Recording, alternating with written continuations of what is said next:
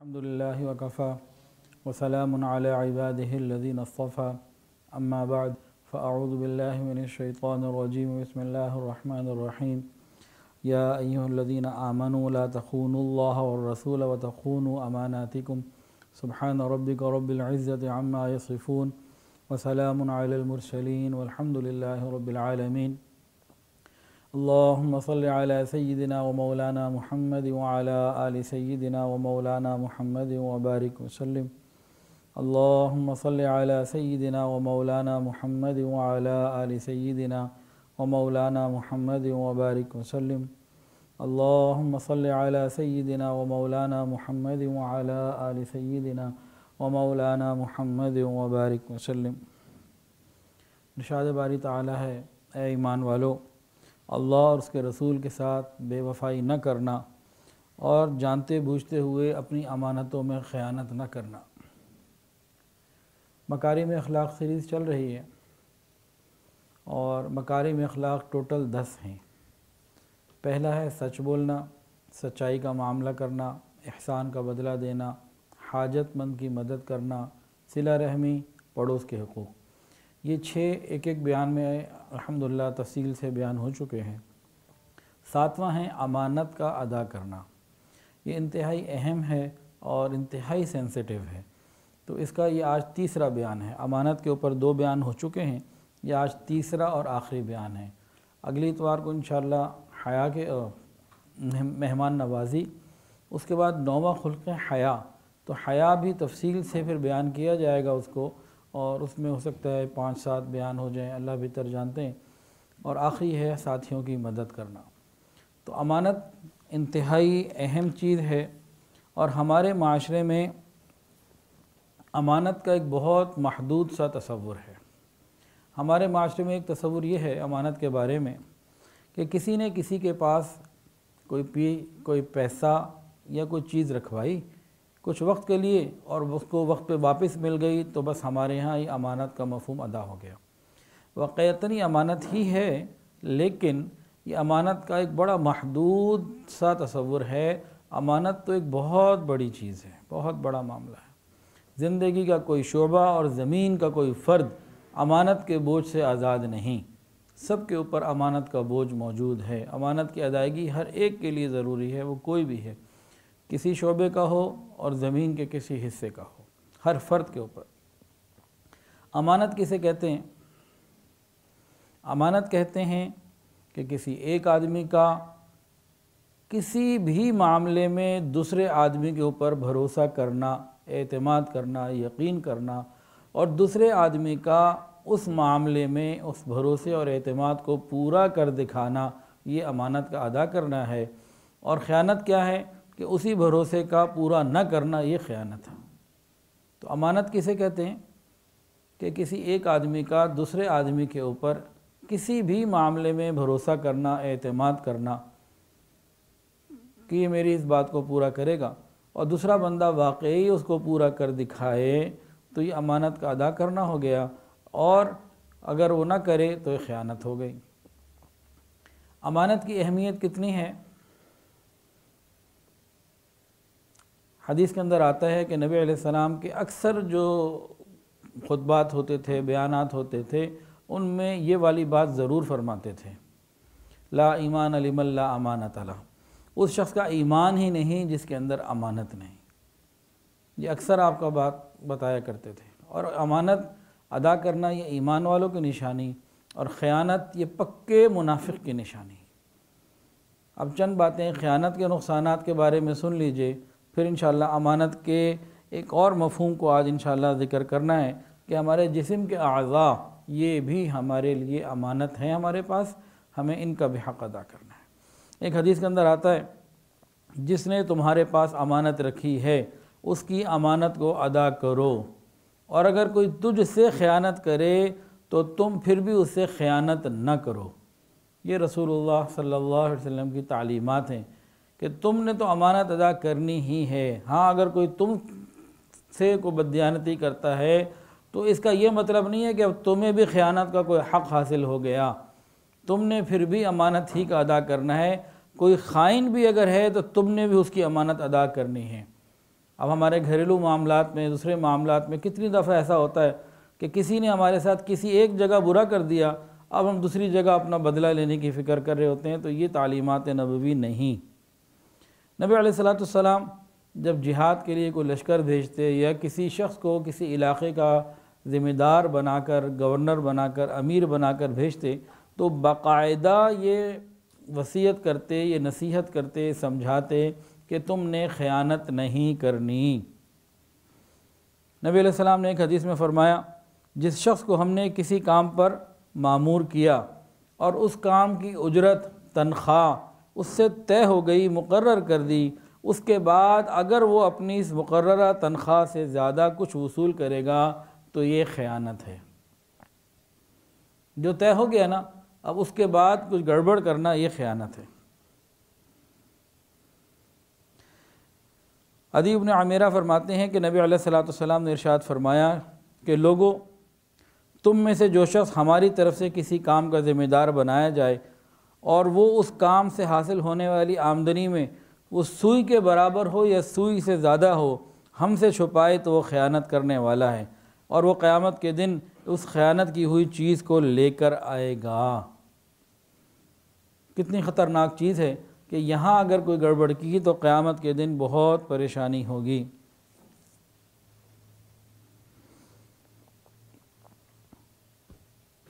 حدیث کے اندر آتا ہے، حضرت ابو ہریرہ رضی اللہ تعالیٰ عنہ سے روایت ہے کہ خیانت کرنے والا جس وقت خیانت کرتا ہے اس وقت اس کا ایمان باقی نہیں رہتا، لہٰذا تم خیانت سے بچو۔ اللہ ہماری حفاظت فرمائے۔ خیانت کرنے والے کو قیامت کے دن بے عزت ہونا پڑے گا۔ حدیث کے اندر آتا ہے کہ سوئی دھاگے کے اندر بھی امانت کا خیال رکھو، اس کی ادائیگی بھی کرو، یعنی دوسرے کے مال میں سے، مال غنیمت میں سے معمولی سی چیزیں بھی تم اگر چھپا کے رکھو گے اور خیانت کرو گے تو قیامت کے دن سامنے لائیں گی اور تمہیں بے عزت کر دیں گی۔ فرمایا کہ خیانت کرنے سے اجتناب کرو، کیونکہ اس میں کوئی شبہ نہیں کہ خیانت کرنے والوں کو قیامت کے دن ذلیل اور رسوا کر دے گی۔ یہاں تو چھپ بھی جائے، وہاں رسوائی مقدر ہوگی۔ ایک حدیث کے اندر بہت تفصیل سے خیانت کے بارے میں آپ نے باتیں بتائیں کہ خیانت قیامت کے دن انسان کی گردن پہ سوار ہو کر آئے گی۔ فرمایا، خبردار، میں تم میں سے کسی کو قیامت کے دن اس حال میں نہ دیکھوں کہ وہ اپنی گردن کے اوپر بلبلاتے ہوئے اونٹ کو قیامت کے دن لے کر آئے۔ یعنی اگر کسی نے کسی کے ساتھ اونٹ کی خیانت کی ہے تو قیامت کے دن وہ اس کی گردن پر ہی سوار ہوگا۔ اور آگے فرمایا، حضور پاک صلی اللہ علیہ وسلم رحمت للعالمین ہیں، قیامت کے دن شفاعت آپ کریں گے۔ تو آپ نے پہلے تو یہ بتایا کہ میں کسی کو اس حال میں نہ دیکھوں کہ وہ خیانت کیا ہوا کوئی اونٹ اپنی گردن پہ قیامت کے دن لے کر آئے اور پھر میرے پاس آئے پریشانی کے عالم میں کہ یا رسول اللہ میری شفاعت کر دیجئے۔ تو میں اس کے جواب میں قیامت کے دن اسے کہہ دوں گا، اب میں تمہاری کسی چیز کا ذمہ دار نہیں ہوں، اب میں تمہیں اللہ کے عذاب سے نہیں چھڑا سکتا، کیونکہ میں نے تمہیں دنیا میں شریعت کے احکام پہنچا دیے تھے۔ کیسے لاؤڈ اینڈ کلیئر آپ نے بتایا کہ خائن کی شفاعت بھی خطرے میں ہے۔ اسی طرح فرمایا کہ اپنی گردن کے اوپر گھوڑے کو نہ لے کر کوئی آئے، کوئی بکری کو اپنے گردن کے اوپر نہ لے کر آئے، یعنی کہ اس زمانے میں جانوروں کا اور اس ماحول میں جانوروں کا زیادہ لین دین تھا، تو جانوروں کو بھی آپ نے وضاحت سے ذکر فرما دیا۔ اور غور کیجئے، فرمایا، اور خبردار رہو، میں تم میں سے کسی کو قیامت کے دن اس حال میں نہ دیکھوں کہ وہ اپنی گردن پر لہراتے ہوئے کپڑے رکھے ہوئے قیامت کے دن میرے پاس آئے اور مجھ سے کہ یا رسول اللہ میری شفاعت کیجئے، میری فریاد رسی کیجئے۔ میں اس کے جواب میں یہ کہہ دوں، اب میں تمہاری کسی چیز کا ذمہ دار نہیں، کیونکہ میں نے تمہیں شریعت کے احکام پہنچا دیے تھے۔ اور خبردار، میں تم میں سے کسی کو قیامت کے دن اس حال میں نہ دیکھوں کہ وہ اپنی گردن کے اوپر سونا چاندی لے کر آئے قیامت کے دن اور پھر مجھ سے یہ کہ یا رسول اللہ میری فریاد رسی کیجئے، تو میں جواب میں یہ کہہ دوں کہ اب میں تمہاری کسی چیز کا ذمہ دار نہیں ہوں، کیونکہ شریعت کے احکام میں نے تمہیں بتا دیے تھے۔ اللہ اکبر کبیرہ۔ قیامت کے دن پل صراط کے اوپر سے گزرنا ہے، اللہ کا فیصلہ ہے، وَإِن مِّنكُمْ إِلَّا وَارِدُهَا كَانَ عَلَىٰ رَبِّكَ حَتْمًا مَّقْضِيًّا۔ اللہ کا فیصلہ ہر ایک نے پل صراط کے اوپر سے گزرنا ہے، یہ جہنم کے عین اوپر ہوگا۔ حدیث کے اندر آتا ہے کہ پل صراط کے اوپر صلہ رحمی اور امانت، یہ دونوں چیزیں موجود ہوں گی۔ جنہوں نے رشتہ داریوں کو جوڑا ہوگا صلہ رحمی ان کی مدد کرے گی، جنہوں نے امانت کو ادا کیا ہوگا امانت ان کی سپورٹ کرے گی، اور جنہوں نے رشتہ داریاں توڑی ہوں گی یہ ان کے خلاف نیچے گرانے میں مدد کریں گی کہ جہنم میں گرائیں، پل صراط کراس نہ ہونے دیں۔ اور جس نے خیانت کی ہوگی تو یہ امانت اس کے خلاف کوشش کرے گی کہ یہ جہنم میں گر جائے۔ اللہ تعالی ہماری حفاظت فرمائیں۔ تو یہ صلہ رحمی اور امانت یہ پل صراط کے اوپر حق ادا کرنے والوں کے حق میں اور حق ادا نہ کرنے والوں کے خلاف اپنی کوئی نہ کوئی فکر اور محنت کریں گی۔ اللہ ہماری حفاظت فرمائے۔ سنیے اور دل کے کانوں سے سنیے، اللہ کی راہ میں شہید ہو جانا ہر گناہ کا کفارہ ہے سوائے خیانت کے۔ اگر کوئی شہید ہو جائے اپنی جان بھی دے دے لیکن کسی کا اس نے 1 روپیہ، 1 سوئی، 1 دھاگا، 1 چادر، معمولی سے معمولی بھی کوئی چیز اگر خیانت کی ہوئی ہے، ہم تو وراثت کھا جاتے ہیں، دوسروں کا مال کھا جاتے ہیں، قرضہ لے کے کھا جاتے ہیں، پتہ نہیں ہم کیا کیا نہیں کر پاتے، کر لیتے، بڑی چیزیں تو بہت بات کی بات ہے۔ اگر گندم کا 1 دانہ بھی اگر خیانت کیا ہے تو قیامت کے دن بندے کو لایا جائے گا، اگرچہ وہ اللہ کی راہ میں شہید ہوا ہو، اور اس کو کہا جائے گا تم امانت لاؤ، کہے گا یا اللہ اب کدھر سے لاؤں، دنیا تو ختم ہو چکی، وہ تو جو کچھ کیا تھا اب تو یہاں نہیں ہے۔ فرمایا کہ دوزخ کے طبقہ حاویہ میں جاؤ، دوزخ کے اندر ایک سیکشن ہوگا حاویہ، وہاں جاؤ، وہاں تمہاری امانت پڑی ہوئی ہے۔ وہ شخص وہاں جائے گا، پہچان لے گا، اور یہاں تک کہ اس کو پیچھا کر کے اس کو پکڑ لے گا، پھر اپنے کندھوں پر لاد کر چلے گا۔ جب دوزخ سے نکلنا چاہے گا تو وہ بوجھ اس کے گندھوں سے نیچے گر جائے گا، اور پھر وہ پھر لائے گا، پھر گرے گا، پھر لائے گا، پھر گرے گا، یہ سلسلہ چلتا ہی رہے گا۔ پھر نبی علیہ السلام نے ارشاد فرمایا کہ نماز امانت ہے، وضو امانت ہے، تول بھی امانت ہے، ناپ بھی امانت ہے، اور بہت ساری چیزیں گنوا کر فرمایا کہ سب سے زیادہ سخت معاملہ امانت کی چیزوں کا ہے۔ اللہ ہماری حفاظت فرمائے۔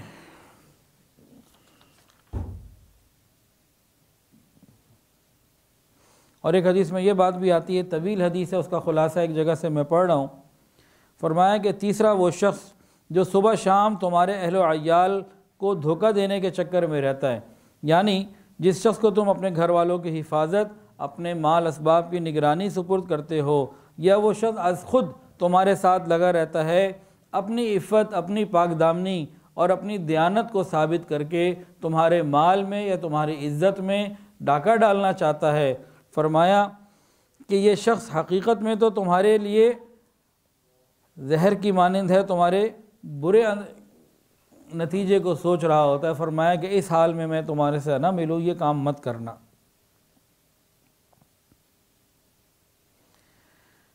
ایک شخص کا نام کرکرا تھا، وہ ایک جہاد میں غزوہ میں رسول اللہ صلی اللہ علیہ وسلم کی طرف سے سامان، مال اور اسباب کے اوپر نگران مقرر تھے۔ جب ان کا انتقال ہوا تو حضور نے فرمایا کہ یہ تو دوزخ میں ڈالا گیا۔ لوگوں نے پوچھا یہ تو مجاہد ہے، یہ تو آپ کے مال اسباب کا نگران ہے، ذمہ دار ہے، تو یہ کیسے ہو گیا؟ تو لوگوں نے پھر اس کا سامان جب چیک کیا تو معلوم ہوا کہ ایک قمیض انہوں نے الگ کر لی تھی جو کسی کو علم میں نہیں لائے تھے۔ ایک قمیض الگ کرنے کے اوپر مجاہد بھی دوزخ میں چلا گیا۔ رسول اللہ صلی اللہ علیہ وسلم کے صحابہ میں سے ایک شخص کا خیبر کے دن انتقال ہو گیا۔ صحابہ نے نبی علیہ السلام سے ذکر کیا تو فرمایا کہ تم اس کی جنازہ پڑھ لو، نماز جنازہ میں نہیں پڑھوں گا۔ لوگوں نے سنا، ان کے چہرے خوف سے جو ہے نا وہ زرد ہو گئے، رنگ بدل گیا کہ نہ معلوم نبی علیہ السلام کیوں نماز جنازہ نہیں پڑھیں گے۔ نبی علیہ السلام نے فرمایا کہ میں اس کی نماز جنازہ اس لیے نہیں پڑھاؤں گا کہ تمہارے اس ساتھی نے اللہ کی راہ میں یعنی مال غنیمت میں خیانت کا ارتکاب کیا ہے، یہ خائن ہے۔ صحابہ کہتے ہیں ہم نے پورے سامان کی تلاشی لی کہ کون سی ایسی چیز ہے جو انہوں نے خائن جو الگ کر لی، کوئی سونا، کوئی چاندی، کوئی ہیرے نکالے، کیا کیا؟ جب پورا غور کیا تو کہتے ہیں کہ ہمیں یہودی عورتوں کے گلے میں پہننے کے ہار ملے جن کی قیمت 2 درہم کے برابر بھی نہیں تھی۔ ایک مجاہد جو جہاد میں شہید ہوا، نبی علیہ السلام نے نماز جنازہ پڑھانے سے انکار کیا، صحابہ ڈر گئے، پورے مال اسباب کی تلاشی لی گئی تو چند ایسے عورتوں کے استعمال شدہ پرانے ہار ملے جن کی قیمت 2 درہم بھی نہیں تھی۔ اللہ اکبر۔ ایک واقعہ اور سنیے اور دل کے کانوں سے سنیے، دل لرز جاتے ہیں ان باتوں کو سن کر، اور یہ بار بار سننے چاہیے کہ جتنا ہم خراب کر چکے ہیں اپنے آپ کو امانت کے معاملے میں، ہم تو خیانت میں پی ایچ ڈی کر چکے ہیں۔ رسول اللہ صلی اللہ علیہ وسلم نے ایک مرتبہ مال غنیمت کو جمع کروا کر تقسیم کروانے کا ارادہ کیا تو حضرت بلال کو کہا کہ بھئی لوگوں کو اعلان کر دو کہ جس جس کے پاس جو کچھ موجود ہے مال غنیمت، جہاں سے جو جمع ہوا وہ جا کے مرکزی جگہ پہ جمع کرواؤ، پھر تقسیم کرنا ہے۔ نبی علیہ السلام کی مبارک عادت تھی کہ غزوے میں جو بھی مال غنیمت ملتا تو سیدنا بلال رضی اللہ تعالیٰ عنہ سے 3 مرتبہ اعلان کرواتے، وہ اچھے طریقے سے ایک ایک شخص کو بات پہنچ جاتی، اور تمام لوگ جس کے پاس کوئی سوئی بھی ہوتی، دھاگا ہوتا، کوئی چیز چھوٹی یا بڑی، قیمتی ہو یا بے قیمت ہو، سب کچھ لا کے جمع کروا دیا جاتا۔ پھر نبی علیہ السلام اس میں سے خمس نکالتے اپنا حصہ، اور باقی جو ہوتا وہ سب صحابہ کے اندر تقسیم کروا دیا کرتے تھے، مجاہدین میں تقسیم کروا دیا کرتے تھے۔ یہ آپ کی مبارک عادت تھی۔ ایک دفعہ کیا ہوا، نبی علیہ السلام نے اعلان کروایا اور آپ کے مکبر نے کھلا اعلان کر دیا، ہر ایک کے بات خبر میں آ گئی۔ پھر اس کے بعد نبی علیہ السلام نے جتنا کچھ جمع تھا اس کو شریعت کے مطابق مکمل تقسیم کر دیا۔ اب آپ تقسیم کے اس عمل سے فارغ ہو چکے۔ اعلان کروائے تسلی کے ساتھ، لوگوں نے چیزیں لا کے جمع کی، نبی علیہ السلام نے اس کی تقسیم کی اور مکمل فارغ ہو گئے۔ فارغ ہونے کے بعد ایک صاحب آئے، کہنے لگے یا رسول اللہ، یہ بالوں کی بنی ہوئی ایک مہار، جانوروں کو باندھنے کے لیے جو مہار ہوتی ہے، یہ میں لے کر آیا ہوں، یہ مال غنیمت میں سے میرے ہاتھ لگی تھی لیکن پہلے میں نہیں دے سکا، اب یہ آپ قبول کر لیجئے اور اس کے بارے میں فیصلہ فرمائیے۔ نبی علیہ السلام نے پوچھا، نبی علیہ السلام نے فرمایا کہ بلال نے جو آواز دی تھی 3 مرتبہ اعلان ہوا تھا، تم نے سنا تھا؟ انہوں نے کہا یا رسول اللہ میں نے سنا تھا۔ پھر نبی علیہ السلام نے فرمایا اس وقت تمہیں کس چیز نے روکا تھا کہ اس کو پیش کرتے، کیوں نہیں لے کر آئے؟ انہوں نے اپنا کوئی عذر پیش کیا کہ یہ وجہ ہو گئی۔ نبی علیہ السلام نے اس کے بعد فرمایا اچھا اب اس کو اپنے پاس ہی رکھو، کل قیامت کے دن جانا اللہ کے سامنے اس کو لے کے جانا، پھر اللہ ہی سے پوچھنا کہ اس نے کیا کرنا ہے، اب میں تم سے نہیں لے سکتا، اب تم جانو اور اللہ جانے، چلے جاؤ یہاں سے۔ اتنی سینسٹیو چیز ہے، اللہ اکبر کبیرہ۔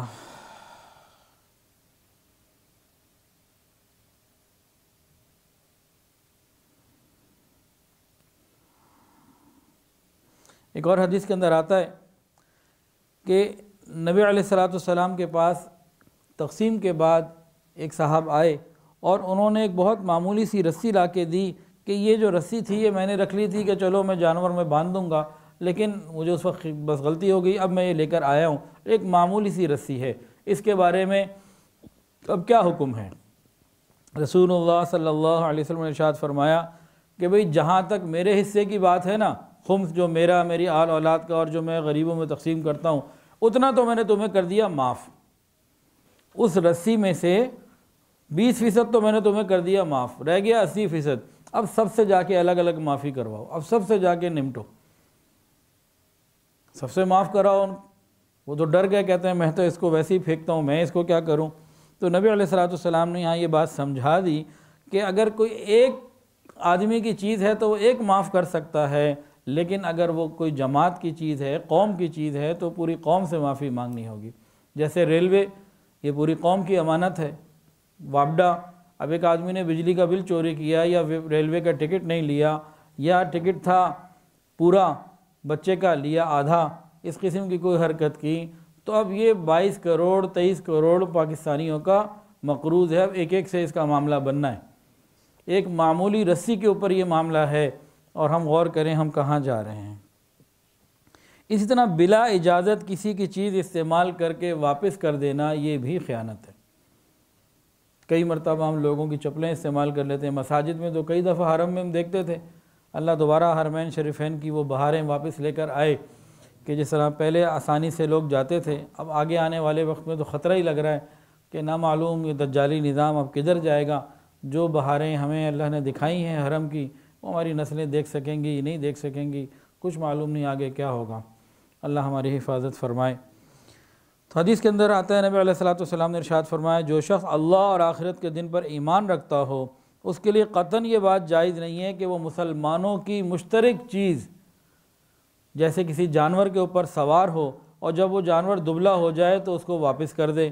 اور فرمایا جو شخص اللہ اور آخرت کے دن پر ایمان رکھتا ہے، اس کے لیے قطعاً جائز نہیں کہ وہ مسلمانوں کے مشترک مال میں سے کسی کپڑے کو بلا ضرورت شرعی پہنے اور جب کپڑا پرانا ہو جائے تو وہ واپس کر دے۔ تو کسی کی چیز بغیر اجازت کے استعمال کرنا یہ بھی خیانت۔ اور ایک حدیث کے اندر آتا ہے، ایک آدمی نے خیانت کی، دوسرے کو پتہ لگ گیا کہ یہ خائن ہے۔ اب یہ پتہ جس کو لگ گیا، اس کو چاہیے کہ مناسب انداز سے اس کی اطلاع ایسی جگہ کر دے کہ مسئلے کا کوئی حل نکلے۔ فرمایا کہ جس شخص نے مال غنیمت میں خیانت کی اور دوسرے بندے نے خیانت کرنے والے کی خیانت کو چھپایا، ذمہ دار بندوں کو نہیں بتایا کہ فلاں شخص نے خیانت کی ہے، تو گناہ گار ہونے کے اعتبار سے دونوں برابر ہیں، دونوں کو ایک جیسا گناہ ملے گا۔ شریعت نے ایسی خوبصورت تعلیمات دی ہیں، اگر انسان ان تعلیمات پر عمل کرے تو ایک پاکیزہ زندگی گزار سکتا ہے، پاکیزہ معاشرہ آ سکتا ہے۔ آج مغرب جو ہے نا، یہ حقوق کے اوپر بہت بات کرتا ہے، مزدوروں کے حقوق، عورتوں کے حقوق، تاجروں کے حقوق، اور جناب وکیلوں کے حقوق، اور فلاں حقوق اور فلاں حقوق۔ لیکن آپ اگر غور کریں نا، مغرب جتنے بھی حقوق کی بات کرتا ہے، یہ لوگوں کو حقوق مانگنے پر اکسا کے لڑائیاں اور فتنہ اور تفرقہ ڈلواتا ہے۔ مغرب جب بھی کسی کو، کسی قوم کو، کسی فرد کو، کسی جماعت کو حقوق کے مانگنے پر اکساتا ہے نا، تو اس کا نتیجہ لڑائی ہوتی ہے، اس کا نتیجہ تقسیم ہوتی ہے، اس کا نتیجہ نقصان ہوتا ہے۔ جبکہ شریعت بھی حقوق کی بات کرتی ہے، اور شریعت حقوق کی بات اتنے خوبصورت انداز سے کرتی ہے کہ ہر انسان کو کہتی ہے کہ تم دوسرے کے حقوق ادا کرو، ہم تمہیں یہ دیں گے، اور اگر تم نے نہ کیے تو تمہارا یہ نقصان ہوگا، تم ادا کرو۔ ہر ایک بندے کو ترغیب دیتی ہے کہ تم حقوق ادا کرو۔ اور دوسرا اس کو کیا کہتی ہے، جو حقوق تم نے دوسروں سے لینے ہیں، ایک تو وہ ہے نا جو تم نے دینے ہیں، ان کے بارے میں یہ فضیلتیں ہیں، ادا کرو جنت لے لو، نہیں کرو گے تو تمہارے ساتھ یہ ہو جائے گا۔ اور جو تم نے دوسروں سے لینے ہیں، اس کے بارے میں شریعت کا مزاج کیا ہے، وہ اسے سمجھاتی ہے نرمی سے لو، معاف کرنے کی، تم معاف کر دو گے تو تمہیں یہ دے دیں گے، ایثار، قربانی، یہ چیز سکھاتی ہے۔ تو فرق ہے مغرب کے حقوق میں اور اسلام کے حقوق میں۔ اسلام تو امن اور محبت کا درس دیتا ہے۔ ایک زمانہ تھا جب ہم صحیح معنوں میں مسلمان تھے اور امانت عوام کے اندر تھی، خواص کے اندر، حکمرانوں کے اندر بھی تھی۔ اس زمانے کے بارے میں ایک صحابی حضرت حذیفہ رضی اللہ تعالیٰ عنہ فرماتے ہیں، مجھ پر ایک ایسا دور گزر چکا ہے کہ مجھے کسی بھی شخص سے، ادارے سے کوئی ڈیل کرنی ہوتی، لین دین کرنا ہوتا، کوئی معاہدہ کرنا ہوتا، تو اس میں مجھے کسی قسم کی کوئی ہچکچاہٹ نہیں ہوتی تھی کہ وہ مسلمان ہے سامنے والا، جب میں اس سے کوئی بات کر رہا ہوں تو میرے حقوق کی حفاظت تو وہ خود کرے گا۔ اگر کہیں میں کمی بھی کر رہا ہوں، مجھے نہیں بھی معلوم اور مجھے اطمینان ہے کہ میں نے جس سے چیز خریدی یا معاہدہ کیا، وہ دوسرا بندہ میرے حقوق کی رعایت میرے سے زیادہ کرے گا۔ یہ وہ ماحول ہے جب شریعت کی بالادستی ہماری زندگیوں میں ہو، تو پھر یہ ماحول بھی آیا کرتا ہے۔ فرماتے ہیں کہ اگر کسی مسلمان سے معاہدہ کروں تو مجھے اطمینان یہ ہوتا تھا کہ اس نے میرے حقوق کی خیال خود ہی رکھنی ہے، مجھے کیا پریشانی، وہ خود میرے حقوق کا خیال رکھے گا۔ اور اگر کسی ذمی سے، کافر جو کوئی عیسائی یا یہودی ہوتے، ان سے مجھے کوئی معاہدہ کرنا پڑتا، تب بھی میں اطمینان میں رہتا تھا کہ حکمران، عدالت اور نظام ایسا ہے کہ اگر وہ کافر کسی وجہ سے میرے ساتھ گڑبڑ بھی کرنا چاہے تو نظام ایسا ہے کہ مجھے انصاف مل جائے گا، تو میں اطمینان کے ساتھ کہیں بھی کوئی ڈیل ہوتی، کوئی معاہدہ ہوتا، کیا کرتا تھا۔ تو شریعت تو یہ اطمینان دینا چاہتی ہے۔ اور حضرت عبداللہ ابن عباس رضی اللہ تعالیٰ عنہما سے روایت ہے، جب کوئی قوم مال غنیمت میں خیانت کرنے لگتی ہے، اللہ تعالیٰ اس کے دلوں میں اللہ تعالیٰ اس کے دشمنوں کے دلوں میں نا اس کا رعب ختم کر دیتے ہیں۔ جب کوئی قوم مال غنیمت میں خیانت کرنے لگتی ہے تو اللہ تعالیٰ اس کے دلوں میں دشمنوں کا رعب اور خوف پیدا کر دیتے ہیں۔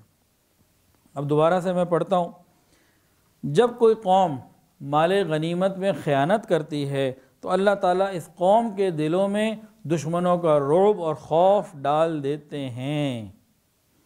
اللہ تعالیٰ ہماری حفاظت فرمائے۔ ہمیں چاہیے کہ خیانت سے بھی بچیں اور خائن کی صحبت سے بھی بچیں۔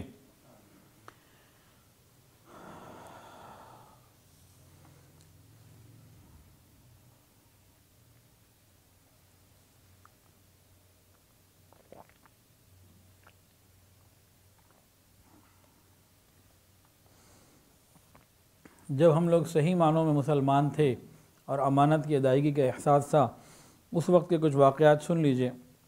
حضرت عمر ابن عبدالعزیز رحمۃ اللہ علیہ جب خلیفہ بنے تو خلیفہ بننے کے بعد انہوں نے ایک کام تو پہلے یہ کیا کہ اپنی بیوی کے پاس گئے، فاطمہ کے پاس، اور جا کے فرمایا کہ دیکھو تم خلیفہ کی بیٹی ہو، بہن ہو، تمہارے کئی رشتہ دار پہلے خلفاء میں سے گزرے ہیں اور انہوں نے بہت قیمتی ہیرے جواہرات، سونے اور تمہیں زیورات دیے، اور سب کا سب بیت المال کا، عوام کا پیسہ تھا۔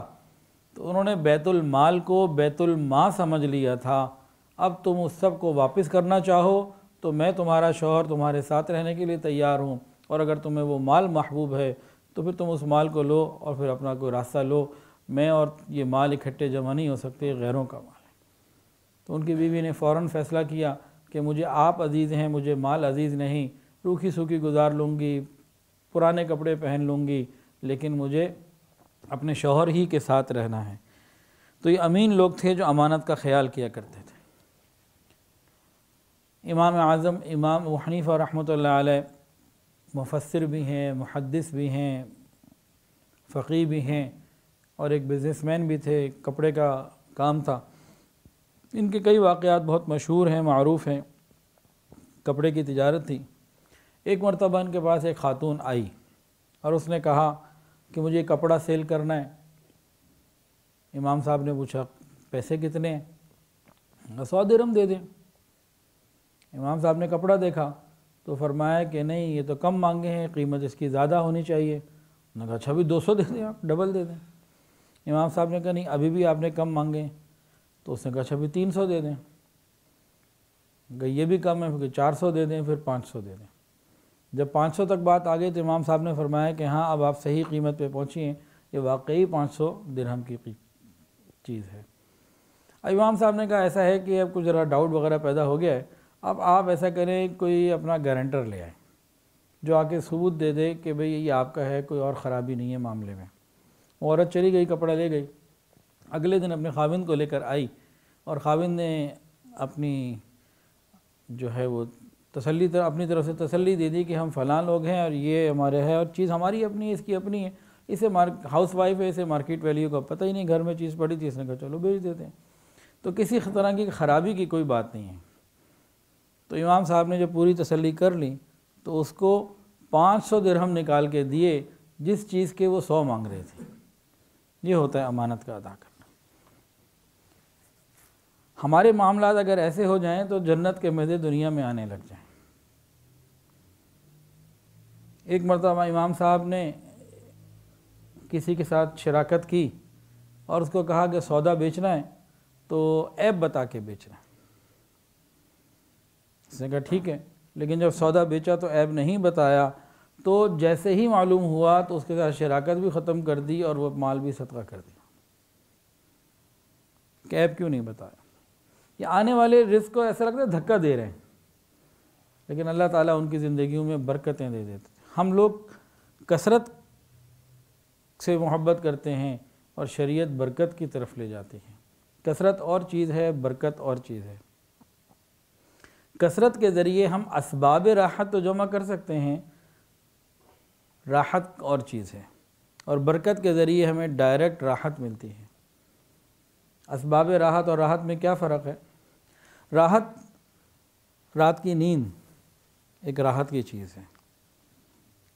اب کثرت کے ذریعے، مال کے ذریعے ہم اے سی لگا سکتے ہیں، فرنیچر قیمتی خرید سکتے ہیں، پردے خوبصورت لگا سکتے ہیں لیکن نیند تو نہیں خرید سکتے۔ تو کثرت کوئی اور چیز ہے، برکت کوئی اور چیز ہے۔ ہمارے اکابر علماء دیوبند، ان کی زندگیوں میں صحابہ جیسی مثالیں ملتی ہیں۔ حضرت مولانا عنایت علی صاحب مظاہر العلوم مدرسے میں پڑھاتے تھے، ذمہ دار تھے۔ جب دفتر میں بیٹھتے تو دفتر کا قلم اور کاغذ استعمال ہوتا، کاپی پینسل کاغذ۔ جب کوئی ذاتی رقعہ لکھنا ہوتا تھا تو اپنا ذاتی قلم نکالتے۔ دفتر کا قلم ذاتی کام میں استعمال نہیں کیا کرتے تھے کہ دفتر کی سیاہی بھی ذاتی استعمال میں نہ آئے، اتنا خیال کرتے تھے۔ حضرت مولانا خلیل احمد سہارنپوری رحمۃ اللہ علیہ، حضرت شیخ الحدیث مولانا زکریا رحمۃ اللہ کے شیخ حضرت مولانا خلیل احمد سہارنپوری رحمۃ اللہ علیہ، ان کو مدرسے والوں نے ایک قالین خرید کے دیا کہ آپ اس پر بیٹھ کر درس دیا کریں، پڑھایا کریں۔ حضرت نے اس پہ بیٹھ کے پڑھانا شروع کر دیا، درس دیتے، طلباء کو پڑھاتے۔ اس دوران قالین تو بچھا رہتا تھا، لیکن کوئی ذاتی گفتگو کرنے کو بندہ آ جاتا، یا جب تعلیم کا وقت پورا ہو گیا، کلاس ختم ہو گئی، اب وہ قالین سے ہٹ کے عام جگہ پہ بیٹھ جاتے تھے۔ اب کسی سے گفتگو کرنی ہے تو قالین سے ہٹ کے گفتگو کر رہے ہیں، تو لوگ کہتے بھی آپ وہاں بیٹھیں، آپ کی عمر بھی زیادہ ہے اور قالین نرم بڑا ہے، ادھر آپ کو آسانی رہے گی۔ تو کہتے ہیں کہ مدرسے والوں نے یہ قالین مجھے پڑھانے کے لیے دیا ہے، بات چیت کے لیے تو نہیں دیا۔ پڑھانے کے لیے میں وہیں بیٹھتا ہوں، لیکن جب دوسری کوئی بات چیت ہے، ذاتی گفتگو کے لیے تو نہیں دیا ہوا۔ حضرت مولانا مظہر نانوتوی رحمۃ اللہ علیہ ایک مدرسے میں پڑھاتے تھے۔ اب جو بھی کہیں جاب کرتا ہے نا، تو ایک سیلری طے ہو جاتی ہے دونوں طرف سے، اور انسان وہ ٹائم اپنا سیل کر دیتا ہے ادارے کو۔ تو اس میں وہ کیا کرتے، اپنا کام کرتے پوری ذمہ داری کے ساتھ۔ اگر کوئی ذاتی ملاقات کے لیے آ جاتا، کوئی سلام دعا کرنے کے لیے آ جاتا، کوئی دعا کی درخواست لے کے آ جاتا، اور آپ کو اس پورے ٹائم میں جو آپ نے مدرسے کو دیا ہوا ہے کچھ وقت ذاتی طور پہ لگانا پڑتا، تو آپ نے جو ہے چھوٹی سی ڈائری بنائی ہوئی تھی، اس پہ وقت نوٹ کر لیا کرتے تھے۔ بھی آج ہی میرے پاس فلاں صاحب آئے، 10 منٹ لگ گئے، آج یہ آئے 5 منٹ لگ گئے، آج یہ آئے 20 منٹ لگ گئے۔ تو وہ پورا مہینہ تفصیل لکھتے رہتے، منٹوں کے گھنٹے بناتے، اور اگر دن بنتا تو دن بناتے، جتنا وقت زیادہ ہوتا۔ پھر اپنی تنخواہ میں سے اتنے وقت کی تنخواہ کم لیتے کہ یہ وقت تو میں نے ذاتی استعمال کیا ہے، مدرسے کے لیے تو نہیں کیا، ادارے کے لیے تو نہیں کیا۔ جب کمائی اتنی حلال اور پاکیزہ ہو، پھر زندگی ہی کچھ اور ہوتی ہے۔ حضرت مولانا یحییٰ رحمۃ اللہ علیہ، حضرت شیخ الحدیث رحمۃ اللہ کے والد ماجد، یہ اپنے گھر سے کھانا منگواتے۔ شدید سردیوں میں جو کھانا آتا نا وہ جم جاتا۔ ٹھنڈا کھانا تو بندہ پھر بھی کھا لیتا ہے، جمع ہوا کھانا بہرحال ایک مشکل کام ہوتا ہے۔ تو حضرت طلباء سے فرماتے کہ بھئی جہاں دارالعلوم کے طلباء کے لیے کھانا پک رہا ہے، مطبخ کے پاس میرے کھانے کو لے جاؤ اور چولہے کے قریب رکھ دینا، اوپر نہیں رکھنا، وہاں طلباء کا کھانا پک رہا ہے، اس کے قریب رکھ دینا، کچھ حرارت ملتی رہے گی، اس حرارت سے اس کا جماؤ ختم ہو جاتا اور کچھ کھانے کے مناسب ہو لائق ہو جاتا تو وہ کھا لیتے۔ اور پورا مہینہ یہ کرنے کے بعد اپنی تنخواہ میں سے کچھ پیسے کم لیتے کہ یہ جو میں نے مدرسے کی آگ استعمال کی ہے اس کو بھی مجھے واپس کرنا۔ اللہ اکبر کبیرہ۔ حضرت جی فرماتے ہیں جتنے بھی نان پروفٹ آرگنائزیشنز والے لوگ ہیں، کوئی ویلفیئر ٹرسٹ چلا رہے ہیں، کوئی مدرسہ چلا رہے ہیں، مسجد چلا رہے ہیں، خانقاہ چلا رہے ہیں، سیلاب، وبا یا زلزلہ، ان حالات میں یہ لوگوں کی خدمت کرتے ہیں اور کام کرتے ہیں۔ حضرت فرماتے ہیں قسمت والے ہوں گے جو یہ کام کر کے جنت میں جائیں گے۔ بہت ہی کوئی تھوڑے سے لوگ ہوں گے جو یہ والے کام کر کے جنت میں جائیں گے۔ وجوہات، ایک وجہ تو یہی ہے کہ پیسہ آتا تو ہے لیکن صحیح طریقے سے استعمال نہیں کیا جاتا، مین وجہ تو یہی ہے۔ اور اسی کے اندر جائیں تو کتنے ادارے ایسے ہیں جو دینی ادارے نہیں ہیں لیکن وہ زکوٰۃ جمع کرتے ہیں، انہیں دین کی بالادستی، شریعت کی بالادستی نہ ان کی زندگیوں میں ہے، نہ ان کے اداروں میں ہے، نہ ان کے خواب و خیال میں ہے، اور وہ اپنے ہی سوچ سے زکوٰۃ کو استعمال کرتے ہیں۔ زکوٰۃ کے جو دینی مسائل ہیں، شرعی مسائل ہیں جو خدا اور اس کے رسول نے بتائیں، ان کو وہ پورا نہیں کرتے۔ اپنی من مرضی سے زکوٰۃ کو استعمال کرتے ہیں، تو یہ سب لوگ بھی قیامت کے دن، کیونکہ زکوٰۃ کا حساب تو زکوٰۃ شریعت نے فرض کی ہے، اور شریعت ہی نے بتایا کہ کہاں کہاں لگ سکتی ہے اور کہاں کہاں نہیں لگ سکتی، قرآن میں کھول کے بتایا۔ اب ایسے ادارے جو دینی بالادستی ان کے اداروں میں نہیں ہیں، گانے بجا کے پیسے جمع کرتے ہیں، زکوٰۃ لوگوں سے لے لیتے ہیں، اب یہ شریعت کے مطابق تو استعمال نہیں کرتے، تو یہ لوگ بھی قیامت کے اعتبار سے نقصان میں ہیں۔ اور ان لوگوں کو جو مسلمان زکوٰۃ دے رہے ہیں تو وہ بھی اپنی کوتاہی پوری کر رہے ہیں، پورے ذمہ دار ہیں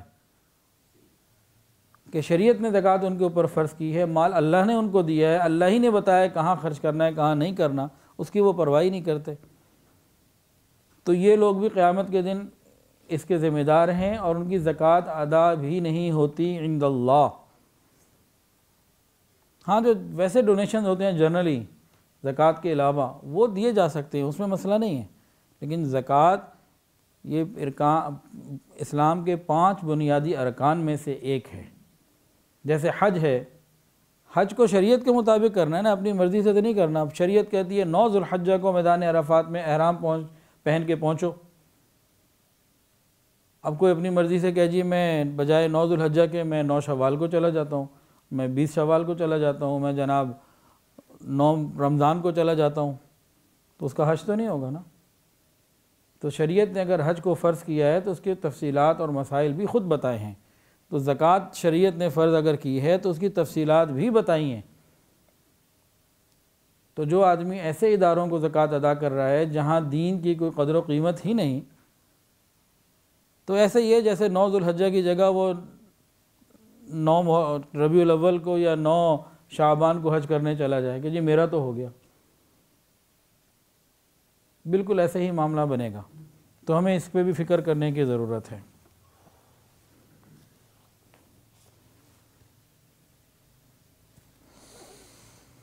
ہمارا جسم بھی ایک امانت ہے۔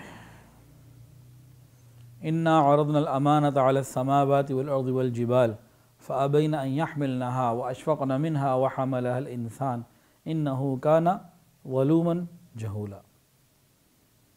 یہ 22ویں سپارے کی ایک آیت ہے، اس میں اللہ رب العزت نے امانت کا ایک اور انداز ذکر فرمایا ہے، بندگی کی امانت۔ اس امانت کو کیا کہتے ہیں؟ بندگی کی امانت۔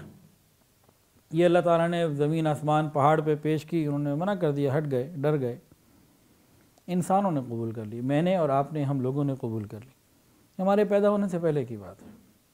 عالم ارواح میں یہ معاملہ ہوا، انسانوں نے اس کو قبول کیا۔ اب یہ بندگی کی امانت کیا ہے، اس کا فلسفہ کیا ہے، اس کو توجہ کے ساتھ سنیں۔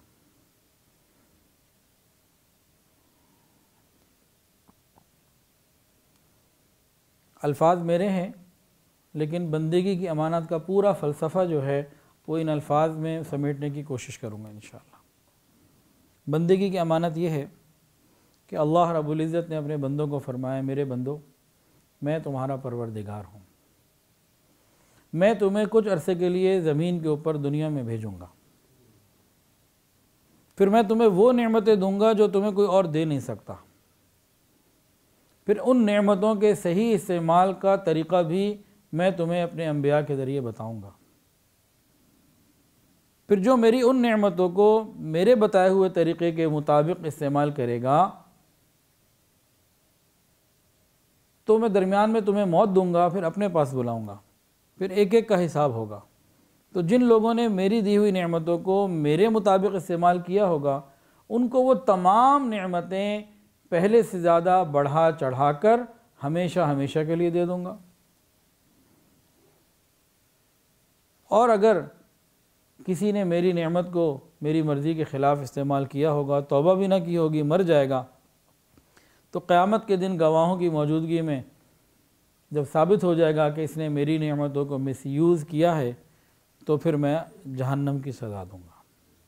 یہ ہے بندگی کا فلسفہ۔ اس کو دوبارہ سے سن لیجئے۔ گویا کہ پروردگار عالم نے بندوں کو فرمایا کہ میرے بندوں میں تمہارا پروردگار ہوں، میں تمہیں کچھ وقت کے لیے زمین پہ بھیجوں گا، نعمت ایسی دوں گا جو تمہیں کوئی دے نہیں سکتا، پھر ان نعمتوں کے صحیح اور غلط استعمال کی ترتیب بھی تمہیں اپنے انبیاء کے ذریعے میں بتاؤں گا۔ پھر موت آئے گی، تم سب کے سب میرے پاس واپس آ جاؤ گے لوٹ کے، جیسے آج میرے پاس ہو واپس لوٹ کے آ جاؤ گے۔ پھر قیامت کا ایک دن میں قائم کروں گا، اور اس دن میں اپنی نعمتوں کے بارے میں ہر ایک سے فردن فردن پوچھوں گا۔ تو جن لوگوں نے میری نعمت کو میرے طریقے کے مطابق استعمال کیا ہوگا تو ان کو وہ نعمتیں پہلے سے زیادہ بڑھا چڑھا کر دے دوں گا اور ہمیشہ کے لیے دوں گا، اور جن لوگوں نے میری دی ہوئی نعمتوں کو میرے مطابق استعمال نہیں کیا ہوگا، غلط کام کیے ہوں گے، تو پھر قیامت کے دن گواہوں کی موجودگی میں جب ثابت ہو جائے گا کہ انہوں نے مس یوز کیا تو ان کو میں جہنم میں پھینک دوں گا۔ یہ ہے بندگی کا فلسفہ۔ یہ زندگی ایک امانت ہے۔ ہمارے پاس جتنے اعضاء ہیں، ہماری آنکھیں، ہمارے کان، ہماری زبان، ہمارے ہاتھ پاؤں، یہ پورا جسم، یہ ہمارے پاس ایک امانت ہے۔ ہم خودکشی نہیں کر سکتے، کیوں؟ ہم زندگی کے مالک ہی نہیں۔ اگر کوئی آدمی کسی کو لکھ کے بھی دے دے کہ تو بھائی تم مجھے قتل کر دو، میں اجازت دیتا ہوں، تب بھی نہیں ہو سکتا، کیونکہ زندگی کا مالک ہی نہیں۔ ہمارا جسم تو رینٹ کار کی مانند ہے، کچھ وقت کے لیے ہمیں ملا ہوا ہے، ہم اس کو نیکی کے کاموں میں استعمال کر کے آخرت کی کامیابیاں حاصل کریں۔ یہ اس کی ایک مثال اور بھی ہے۔ وہ مثال یہ ہے،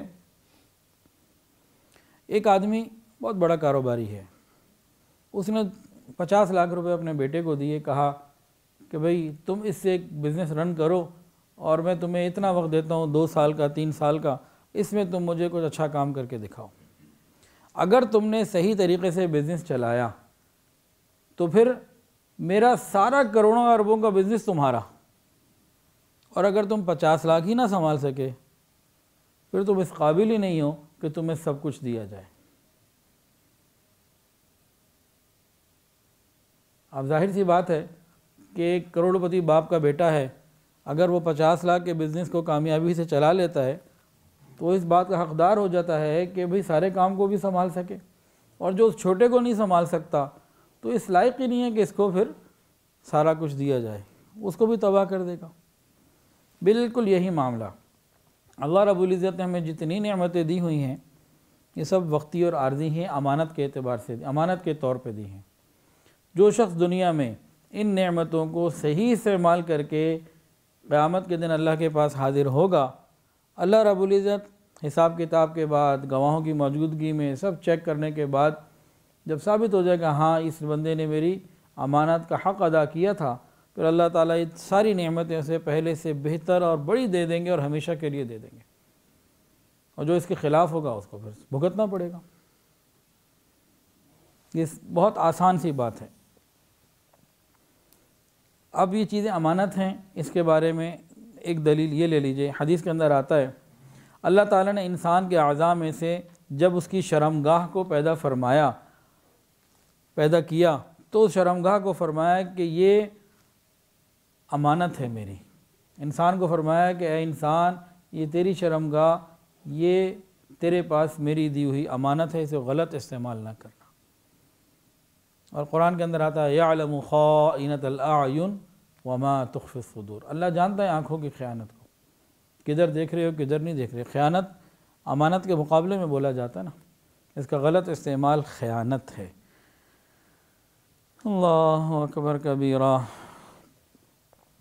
اب اس کے بعد اب بات کو اور سمجھیں۔ دیکھیں، جب انسان پیدا ہوتا ہے نا، یہ کون سا وقت ہوتا ہے؟ یہ نعمتوں کے لینے کا وقت ہوتا ہے۔ جب پیدا ہوتا ہے اس کے پاس نعمتیں نہیں ہوتی، دانت نہیں ہوتے، پکڑ نہیں سکتا، چل نہیں سکتا، عقل پوری نہیں ہوتی، تعلیم نہیں ہوتی، اور بہت ساری چیزیں نہیں ہوتی۔ یہ پیدا ہوا، اب اس کو نعمتیں ملنا شروع ہو رہی ہیں، حتیٰ کہ بالغ ہو گیا، جوان ہو گیا، اس کو جوانی کی نعمت بھی مل گئی، اس کو تعلیم بھی مل گئی۔ تو پیدا ہونے کے بعد سے لے کے لگ بھگ 15 20 22 سال تک نعمتوں کو لینے کا وقت ہے۔ پھر یہ 20 22 سال کی عمر سے لے کے تقریباً 40 45 50 سال کی عمر تک کا جو وقت ہے، یہ ان نعمتوں کو بہترین طریقے سے استعمال کرنے کا بہترین وقت ہے، پرائم ٹائم دیا جاتا ہے۔ کہ میرے بندے ان نعمتوں کو اب میرے حکم کے مطابق استعمال کر کے دکھاؤ۔ یہ پچ پہ کھڑے ہو کے اسکور کرنے کا وقت ہے۔ اس کے بعد کیا ہوتا ہے؟ 40 45 50 کے بعد یہ نعمتیں واپس جانا شروع ہو جاتی ہیں۔ واپس کیسے جاتی ہیں؟ آئی سائٹ ویک ہو گئی، پہلے 6/6 دیکھتا تھا، اب چشمہ لگ گیا، نظر نہیں آتا بغیر چشمے کے۔ کیا مطلب؟ بینائی کا کمزور ہونا، کیا مطلب؟ نعمت واپس جا رہی ہے۔ دانت میں کیویٹی آ گئی، نکلوانا پڑ گیا، کیا مطلب؟ دانت واپس جا رہا ہے، نعمت واپس جا رہی ہے۔ پہلے جو کچھ کھا لیتا تھا سب ہضم، اب یہ نہیں کھا سکتے، یہ نہیں کھا سکتے، اور اتنا نہیں کھا سکتے، کیا مطلب؟ نعمت واپس جا رہی ہے۔ پہلے پہاڑ پہ بھی چڑھ جاتا تھا تو کوئی مشکل نہیں ہوتی تھی، اب چند سٹیپ نہیں چڑھے جاتے، کیا مطلب؟ نعمت واپس جا رہی ہے۔ پہلے رات کو سوتا تھا تو صبح اٹھانے والے اٹھاتے تھے، آنکھ نہیں کھلتی تھی، ایسے گھوڑے بیچ کے سوتا تھا، اور اب نیند کی گولیاں بھی کھا رہا ہے، دعائیں بھی کر رہا ہے، یا اللہ نیند آ جائے، نیند نہیں آ رہی، کیا مطلب؟ نعمت واپس جا رہی ہے۔ بلڈ پریشر کسی کا اوپر ہو گیا، کسی کا نیچے ہو گیا، شوگر کسی کے اوپر ہو گئی، کسی چیزیں سب اوپر نیچے ہو رہی ہیں، یہ نعمتیں واپس جا رہی ہیں۔ کوئی روک سکتا ہے؟ کسی کے اندر اتنی ہمت ہے کہ نعمتوں کو روک سکے، آنکھ کی بینائی کو جانے سے روک سکے؟ موت کیا ہے؟ موت کیا ہے جی؟ موت ان تمام نعمتوں کے کامل چھن جانے کا دوسرا نام ہے۔ موت کیا ہے؟ ان تمام نعمتوں کے جو انسان کے پاس ہیں ان کے کامل چھن جانے کا دوسرا نام موت ہے۔ اب کیا ہوگا؟ اب قیامت کے دن قائم ہوگا، اور قیامت کے دن وَلَقَدْ جِئْتُمُونَا فُرَادَىٰ كَمَا خَلَقْنَاكُمْ أَوَّلَ مَرَّةٍ، ایک ایک بندے کو پیش کیا جائے گا۔ ثُمَّ لَتُسْأَلُنَّ يَوْمَئِذٍ عَنِ النَّعِيمِ، ایک ایک نعمت کے بارے میں سوال ہوگا۔ اب قیامت کے دن کا منظر اگر ہم قائم کریں اور اس کو سوچیں تو یہ سمجھنے کے لیے ایک منظر قائم کیا جا رہا ہے قرآن و حدیث کی روشنی میں، کہ گویا اگر کسی سے یوں پوچھا جائے، میرے بندے میں نے تجھے آنکھوں کی نعمت دی تھی، بتاؤ تم نے آنکھوں کی نعمت کا کیا حق ادا کیا؟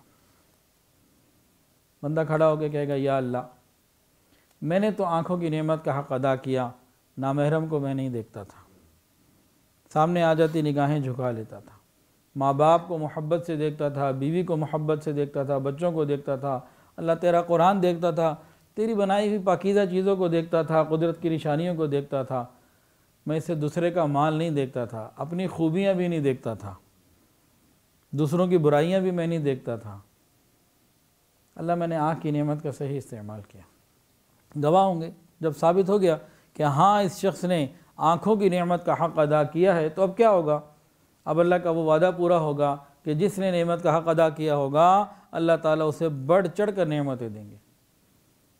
اب اللہ تعالیٰ اس کو وہاں وہ آنکھ دیں گے جو اللہ تعالیٰ کا بھی دیدار کر سکے گی۔ آج ہمارے پاس آنکھیں تو ہیں لیکن ان آنکھوں سے کوئی اللہ کو نہیں دیکھ سکتا۔ حضرت موسیٰ علیہ السلام نے بھی کہا تھا نا، ربی ارینی انظر الیک، لیکن نہیں دیکھ سکے، تجلی کو بھی نہیں دیکھ سکے۔ اللہ نے فرمایا لن ترانی، ہو نہیں سکتا، کہ دنیا میں آنکھوں کی وہ کوالٹی ہی نہیں ہے جو وہاں ملے گی۔ تو وہاں اللہ وہ آنکھ دیں گے جو اللہ کا دیدار انسان جنت میں کر سکے گا۔ قیامت کے دن حضور پاک صلی اللہ علیہ وسلم کا دیدار کر سکے گا، جنت اور حوروں کا اور جنت کی نعمتوں کا نظارے کر سکے گا۔ کیوں؟ اس نے دنیا میں آنکھ کی نعمت کو صحیح استعمال کیا، اللہ نے اپنے وعدے کے مطابق اس کو بڑھا چڑھا کر آنکھ کی نعمت دوبارہ دے دی اور ہمیشہ کے لیے دے دی۔ ایک اور بندہ ہوگا، ہاں بھئی تمہیں آنکھ کی نعمت دی تھی، کیا کیا؟ ثابت ہو جائے گا کہ اس نے تو ہمیشہ نامحرم کو دیکھا، چھپ چھپ کے یہ چیٹنگ کرتا، انٹرنیٹ کے اوپر نگاہوں کا غلط استعمال کرتا، موبائل پہ، اور دوسروں کے مال کو دیکھتا، دوسروں کے عیبوں کو دیکھتا۔ گھر میں ماں تھی، ماں کو محبت سے نہیں دیکھا، بیوی گھر میں تھی، بیوی کو محبت سے نہیں دیکھتا تھا، نامحرموں کو محبت سے دیکھتا تھا۔ جب ثابت ہو گیا کہ اس نے سارے کام غلط کیے ہیں اور آنکھ کا غلط استعمال کیا ہے، تو کیا ہوگا؟ وہی وعدہ پورا ہوگا کہ اس نے امانت کا حق ادا نہیں کیا، اب اس کو دی نہیں جائے گی، اب اس کو قیامت کے دن اندھا کر دیا جائے گا۔ قرآن مجید میں ہے قال رب لم حشرتنی اعمی وقد كنت بصیرا، بندہ کہے گا اللہ آپ نے مجھے اندھا کر دیا، اندھا کھڑا کر دیا، میں تو دنیا میں بڑا تیز دیکھتا تھا، الٹرا ساؤنڈ والے بھی بعد میں بتاتے تھے، میں پہلے ہی بتا دیتا، اتنی نظریں میری تیز تھیں۔ اللہ فرمائیں گے قال کذالک، ٹھیک کہہ رہے تو، اتتک آیاتنا فنسیتها وکذالک اليوم تنسیٰ، دنیا میں تو نے میرے احکامات کو بھلا دیا، آج میں نے تجھے بھلا دیا۔ اندھا کھڑا کیا جائے گا، کیوں؟ اس نے آنکھ کی نعمت کا غلط استعمال کیا۔ اور آگے چلے، کانوں کی نعمت، کان کی نعمت کی قدر اس سے پوچھیں جو بہرا ہے۔ اس کے دل کی خواہش ہوتی ہے کاش میری ماں مجھے ایک دفعہ پکارے تو میں اپنے کانوں سے ماں کی آواز ہی سن لوں۔ ہاں بھئی، یہاں کانوں کی نعمت دی تھی، کیا حق ادا کیا؟ کہ یا اللہ میں نے تیرا قرآن سنا، میں نے نعت سنی، میں نے اچھی باتیں سنی، علماء کی مجالس میں باتوں کو سنتا تھا، ماں باپ کی سنتا تھا، بیوی بچوں کی باتیں سنتا تھا، اللہ میں نے اس کا صحیح استعمال کیا۔ چغلی، غیبت، میوزک، موسیقی، گانے، ان سب سے میں بچا۔ جب ثابت ہو جائے گا اللہ اسے وہ کان دیں گے جو اللہ تعالیٰ جب کلام کریں گے تو وہ سن سکے گا، نبی علیہ السلام جب جنت میں قرآن پڑھیں گے وہ سن سکے گا، اور جنت کی خوبصورت آوازوں کو وہ سن سکے گا۔ ایک اور بندہ ہوگا، ہاں بھی تمہیں کان دیے تھے، کیا بنا؟ پتہ لگ گیا کہ یہ وہ بندہ ہے جو سارا دن میوزک سنتا، موسیقی، غیبت سنتا، نامحرم کرو بات ساری رات، پیکج لے لے کے یہ حرام گفتگو کرتا، ماں پکارتی رہ جاتی، علماء سمجھاتے رہ جاتے، بیوی گھر میں ہوتی، ان کی نہ سنتا۔ جب یہ ثابت ہو جائے گا کہ ساری باتیں ہوئیں، اب اس کو جہنم میں ڈال دیا جائے گا بہرا بنا کر، صم بکم عمی فہم لا یرجعون۔ ایک اور آدمی کو، ہاں بھی تمہیں زبان کی نعمت دی تھی، کیا حق ادا کیا؟ کہ یا اللہ میں قرآن پڑھتا تھا، اللہ میں دین کی دعوت دیتا تھا، میں سچ بولتا تھا، میں لوگوں کے دلوں کو جوڑ پیدا کرنے کی باتیں کرتا تھا، محبتوں کو پھیلاتا تھا۔ جب ثابت ہو جائے گا کہ اس نے زبان کی نعمت کا صحیح حق ادا کیا، اللہ بھی اسے وہ زبان دیں گے جو اللہ سے ہم کلام ہوگی۔ ایک اور ہوگا، ہاں بھی تمہیں زبان کی نعمت دی تھی، تو ثابت ہو جائے گا تو جھوٹ بولتا تھا، چغلی کرتا تھا، لوگوں کے اندر نفرتیں پیدا کرتا تھا، جھوٹی قسمیں کھاتا تھا، گالیاں دیتا تھا، بہتان لگاتا تھا، ماں باپ سے سخت لہجے میں بات کرتا تھا، بیوی کو تو اتنے اس نے تانے دیے ہیں کہ اس کے بغیر اس کا کھانا ہضم نہیں ہوتا تھا۔ اس نے زبان کا بھرپور غلط استعمال کیا، اب اس کو گنگا کر کے جہنم میں ڈالا جائے گا۔ اسی طرح اور نعمتوں کے بارے میں قیاس کر لیں۔ ایک شخص ہوگا، ہاں بھئی تمہیں میں نے گھر کی نعمت دی تھی، نیلی چھت کے نیچے ایک چھت تمہیں اور دی تھی، بتاؤ تم نے اس نعمت کا کیا حق ادا کیا؟ بندہ کہے گا یا اللہ میں نے تو اپنے گھر کو سنتوں کا گلشن بنایا ہوا تھا، میرے گھر میں مکس گیدرنگ نہیں ہوتی تھی، میوزک نہیں ہوتا تھا، گناہ کی مجالس نہیں ہوتی تھیں، پردے کا خیال ہوتا تھا، نامحرم مرد نامحرم عورتیں الگ الگ بیٹھتے، الگ الگ دسترخوان لگتے تھے، نامحرم مرد اور نامحرم عورتوں کی وجہ سے ہم ایک دسترخوان پہ نہیں کھاتے تھے۔ ہم نے گھر کو نیکی کا گھر بنایا، اس میں قرآن کی آواز آتی تھی، اللہ اس میں مہمان آتے تھے، اس میں ماں باپ کی خدمت ہوتی تھی، اس کو میں نے دین کے لیے بھی لگایا ہوا تھا، نیک لوگوں کا، علماء کا، انبیاء کے وارثین کا یہاں آنا جانا تھا۔ تو جب ثابت ہو جائے گا کہ اس نے اپنے گھر کو سنتوں کا گلشن بنایا تھا، اب اللہ تعالیٰ اپنا وعدہ پورا کریں گے۔ وعدہ کیا ہے؟ کہ پہلے سے بہتر چیز ملے گی۔ دنیا میں تو امانت کے طور پہ ملا نا گھر، اب اس سے بہتر ملے گا اور ہمیشہ کے لیے ملے گا۔ وہ کیا ہوگا؟ وہ جنت کے گھر ہوں گے۔ کسی کا گھر ایسا ہوگا، ایک اینٹ سونے کی ہوگی، ایک چاندی کی ہوگی۔ یہاں دنیا میں ٹائل لگے ہوتے ہیں تو کتنے خوبصورت لگتے ہیں، تو ایک اینٹ سونے کی ہو، یعنی ایک ٹائل سونے کی ہو اور ایک چاندی کی، ہمیں تو اینٹ اور مٹی پتھر کی ٹائل اتنی خوبصورت لگتی ہے، تو ایک ٹائل سونے کی ہوگی اور ایک ٹائل چاندی کی ہوگی۔ کچھ ایسے ہوں گے کہ بے جوڑ موتی کا گھر ہوگا، ڈائمنڈ جس میں کوئی جوڑ نہ ہو اور کوئی ذرا سا بھی کوئی کیا ہو خراش نہ ہو، بڑا قیمتی ہوتا ہے۔ تو ایسا کرسٹل کا، ڈائمنڈ کا بڑے بڑے مکان ملیں گے جو بے جوڑ موتی کے ہوں گے، کوئی اس میں بیچ میں لائننگ نہیں ہوگی۔ پھر وہ گھر خوبصورت بھی ہوں گے، قیمتی بھی ہوں گے، فرنیچر سونے چاندی کے ہوں گے، اور پھر ان کے اندر یہ چھوٹے چھوٹے مکان نہیں ہوں گے دنیا کے جو ہوتے ہیں نا 2-4 مرلے کے، 2-4 کنال کے، 150 ایکڑ کے، یہ سارے چھوٹے ہیں۔ دنیا میں کسی کے پاس فیلڈ ہاؤس بھی ہے نا 1000 کنال کا، وہ بھی چھوٹا سا ہے، کچھ نہیں ہے وہاں کے گھروں کے سامنے۔ وہاں کے اتنے بڑے بڑے مکان ہوں گے کہ ہر گھر میں رہنے کی جگہ بھی ہوگی، باغات بھی ہوں گے، اور نہریں بھی ہوں گی، سوئمنگ پول، سب کچھ ہوگا۔ پھر دنیا میں انسان اگر گھر بناتا ہے نا تو وسائل کی کمی کی وجہ سے خواہشات پوری نہیں ہو پاتی۔ جس سے مرضی پوچھ لیں، جس نے بھی گھر بنایا نا، ہم جتنے یہاں بیٹھے ہیں، وسائل کی کمی کی وجہ سے خواہشات کبھی کسی کی پوری، کوئی کسی کی پوری ہو تو ہاتھ کھڑا کر کے دکھائے۔ اچھا کسی کے پاس بہت سارا بھی وسائل ہو نا، بہت بھی وسائل ہوں، پورا زور لگا لے، بننے کے بعد کہتا ہے او ہو یہ غلطی ہو گئی، یہ کام رہ گیا۔ تاج محل بھی جنہوں نے بنایا نا، انہوں نے بھی بعد میں یہی کہہ دیا کہ یہ کام رہ گیا۔ تو اس طرح کی حسرتیں، یا کوئی چیز بنائی، بنتے ہوئے غلط بن گئی، کوئی غلطی ہو گئی، سوچا یار کمرہ ادھر رکھنا ہے، ادھر گیا، کوئی سیٹنگ ایسی ڈسٹرب ہو گیا کام، بڑا سوچ کے بنایا تھا لیکن کچھ رہ گیا۔ اچھا بھئی اب کیا کریں، اب تو بن گیا، اب تو کچھ نہیں ہو سکتا، اب گزارا کرو۔ اس طرح کے معاملات ملتے جلتے ہوتے ہیں۔ وہاں پہ کیا ہوگا، وہ جو محل ہوں گے بہت قیمتی اور بڑے ہوں گے، اس میں باغات ہوں گے، جو جنتی چاہے گا پھل کھانا تو وَذُلِّلَتْ قُطُوفُهَا تَذْلِيلًا، جنت کے محل، جنت کے باغات کے جو پھل ہوں گے، انسان کھڑا ہوگا، بیٹھا ہوگا، لیٹا ہوگا، ہر حال میں اس کے پاس آ جائیں گے، جب چاہے گا آ جائیں گے۔ پرند ہوں گے، جب چاہے گا اس کے پاس آ جائیں گے، ان کے وہ جناب روسٹ کھائے کہ بروسٹ کھائے، سب اجازت ہوگی۔ پھر سیٹنگ چینج کرنا، بھئی باغ میرا ادھر ہے، میرا بیڈ روم ادھر ہے، دل کرتا ہے جی باغ ادھر آ جائے، بیڈ روم ادھر چلا جائے، اور جو نہر ہے ادھر آ جائے، تو جیسی سیٹنگ چاہے گا روز کے روز چینج کر سکے گا۔ اس کا دل کرے گا جی پردے چینج ہوتے جائیں تو دن میں جتنی دفعہ پردے چینج کروا لے، کوئی مسئلہ نہیں۔ تو جو وہ چاہے گا، جیسا وہ چاہے گا، سب کچھ ہو جائے گا، لیکن کب؟ جب دنیا کے گھر کو اس نے سنتوں کا گلشن بنایا ہوگا، گناہوں سے پاکیزہ رکھا ہوگا۔ کہ اللہ کا وعدہ ہی یہی ہے کہ اس نعمت کو میرے حکم کے مطابق استعمال کر لو، پھر وہاں اپنے مزے اور خواہشات کر لو پوری۔ ایک اور آدمی ہوگا، کہے گا یا اللہ، اس سے پوچھا جائے گا ہاں بھئی تمہیں میں نے مکان دیا تھا دنیا میں، کیا حق ادا کیا؟ اب ثابت ہو گیا کہ ان کے مکان میں تو 24 گھنٹے میوزک، صبح اٹھتے ہی ٹی وی کھل جاتا تھا، سارا دن میوزک، گانے، مکس گیدرنگ، گناہوں کی محفلیں، اور جب بھی دسترخوان لگتا تھا تو دیور، جیٹ، بھابیاں، بہن، بیویاں، نندیں، بھاوج، یہ سب اکٹھے بیٹھتے تھے۔ انہیں پتہ تھا کہ جیٹ سے، دیور سے پردہ ہے، سالی سے پردہ ہے، انہیں پتہ سب کچھ تھا، لیکن انہیں گھر پہ خیال ہی نہیں رکھا۔ بے پردے کی ان کے گھر میں دن رات ہوتی تھی،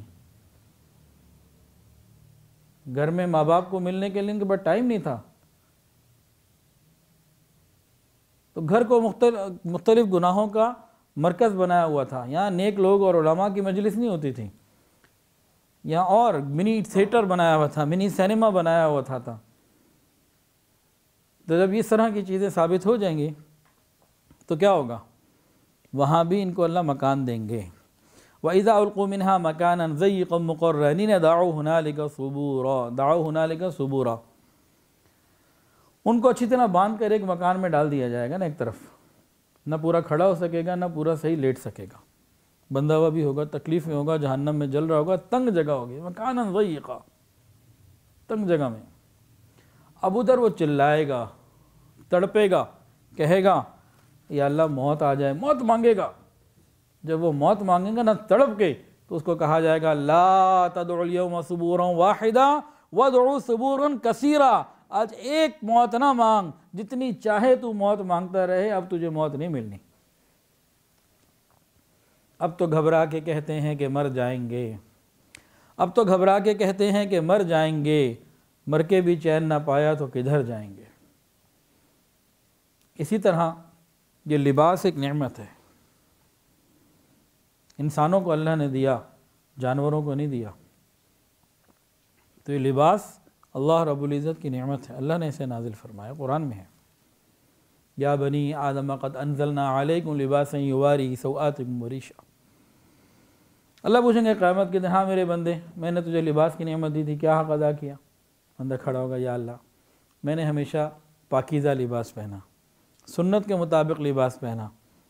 میرے لباس سے میرا جسم نہیں جھلکتا تھا، جسم کے اعضاء نہیں جھلکتے تھے، میں نے تو علماء صلحاء کے مطابق لباس کو پہنا، حلال کمائی سے لباس کو پہنا۔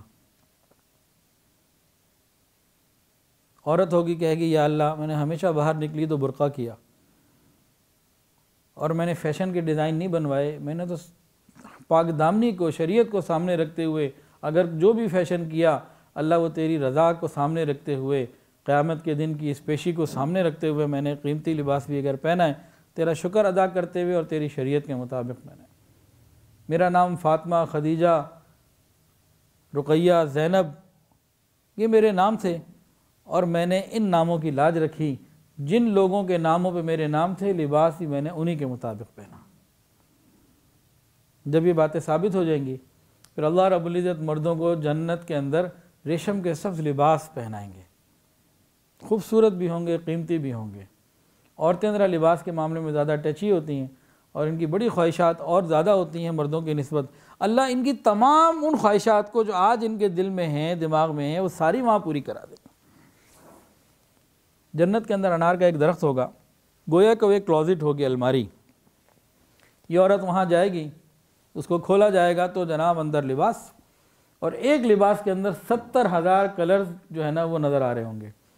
ان کو میچنگ کی بڑی عادت ہوتی ہے، لیکن دنیا میں یہ 10 رنگ بھی میچ نہیں کر سکتی، 10 کلر بھی کھٹے نہیں کر سکتی ایک لباس میں، تو وہاں 70,000 کلرز،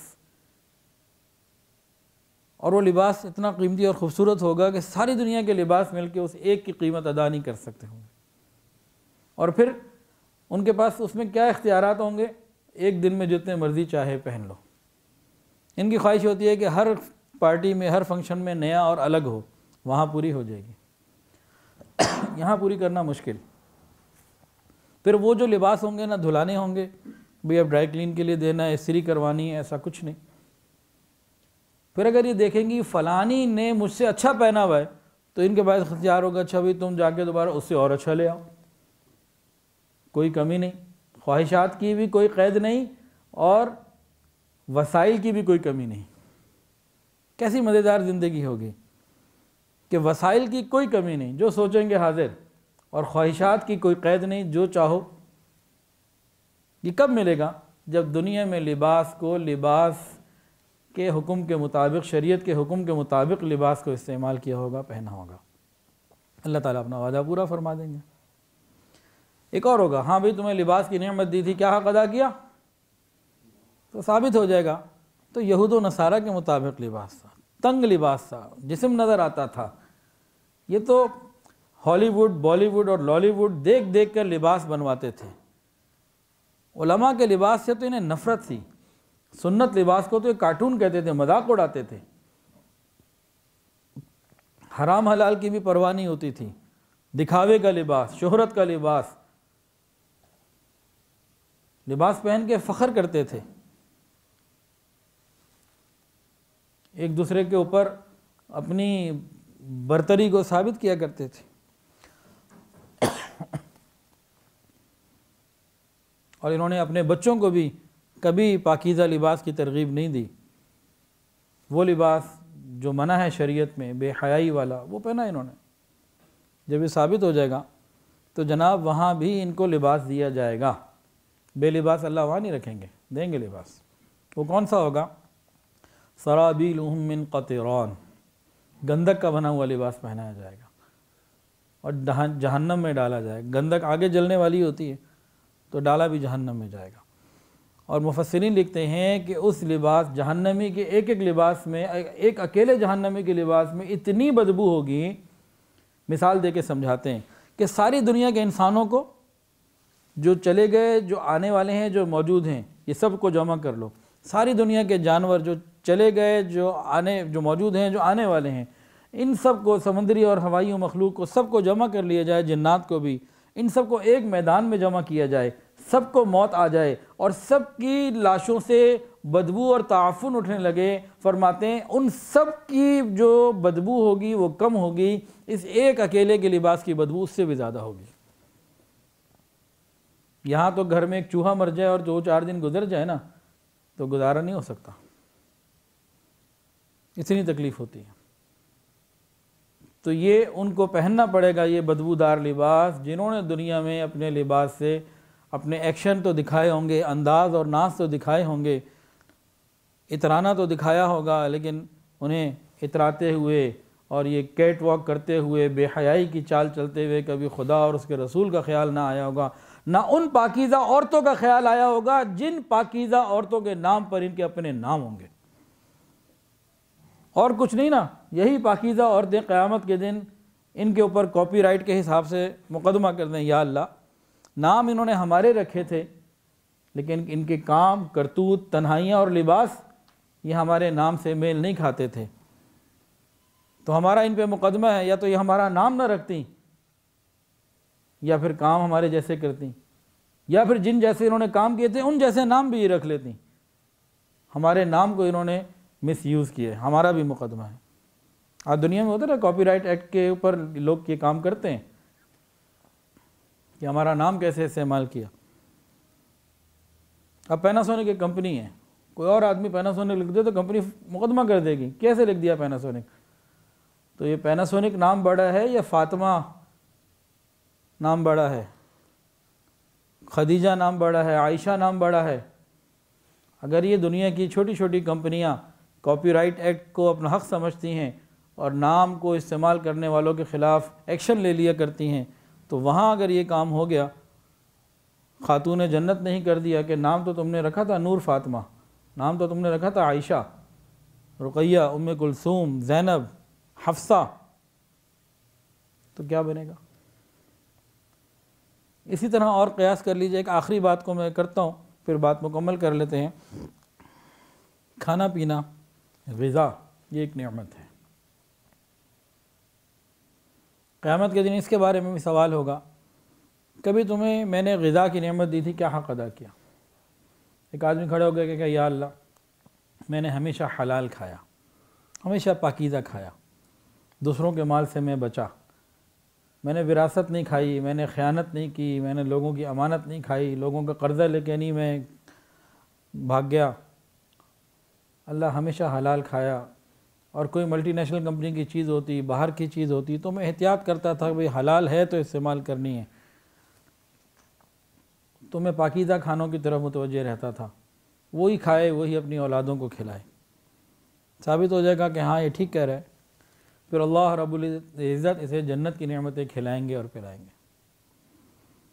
جنت میں جب جنتیوں کی دعوت اللہ رب العزت کریں گے تو ایک دعوت کا حال کتابوں میں یہ لکھا ہے کہ اس میں جو سب سے ادنا درجے کا جنتی ہوگا نا، اس کے سامنے پروردگار عالم 70,000 پلیٹوں میں کھانا رکھوائیں گے، جو سب سے اس میں کم درجے کا ہوگا۔ اب کھلانے والے اللہ ہوں، مہمان جنتی ہوں، مقام جنت ہو، تو اس کے کیا کوئی ذکر ہو ہی نہیں سکتا۔ جتنا مرضی کھاؤ، 70 سال تک کھاتے چلے جاؤ، جتنا چاہے کھاؤ، کوئی پرواہ نہیں، نہ کوئی بلڈ پریشر کا مسئلہ، نہ کولیسٹرول کا مسئلہ، نہ کوئی دل کا مسئلہ، نہ اوور ویٹ ہونے کا مسئلہ، کوئی مسئلہ کسی قسم کا نہیں، جتنا چاہے، نہ کوئی بدہضمی کا مسئلہ، جتنا چاہے کھاتے چلے جاؤ، جب چاہے چھوڑ دو۔